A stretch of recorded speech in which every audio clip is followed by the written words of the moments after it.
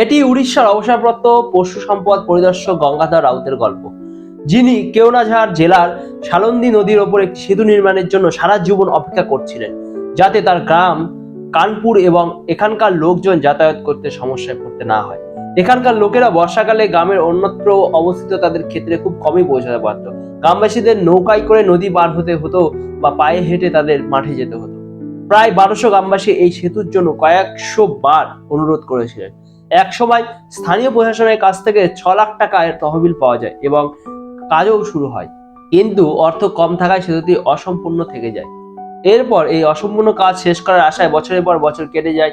দীর্ঘ অপেক্ষায় ক্লান্ত হয়ে গঙ্গাধর 2016 সালের অক্টোবর নদীর উপর 270 ফুট দীর্ঘ সেতুটি নিজেই তৈরি করার সিদ্ধান্ত নেন।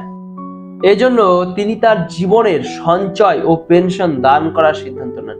আগে গঙ্গাধর এই টাকা দিয়ে একটি গাড়ি কিনতে চেয়েছিলেন এবং কিছু ফিক্সড ডিপোজিট করে নিজের ভবিষ্যৎ সংরক্ষিত করার স্বপ্ন দেখছিলেন। কিন্তু নিজের পাশাপাশি গ্রামবাসীদের কল্যাণে তিনি এই টাকা সেতু নির্মাণে ব্যবহার করার সিদ্ধান্ত নেন।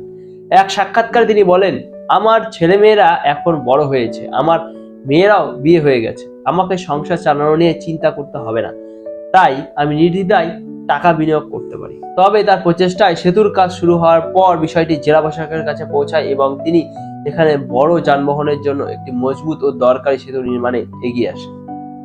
কিন্তু গঙ্গাধর রাও সঠিক সময়ে ব্যবস্থা না নিলে হয়তো সেই সেতু আজও তৈরি হতো না।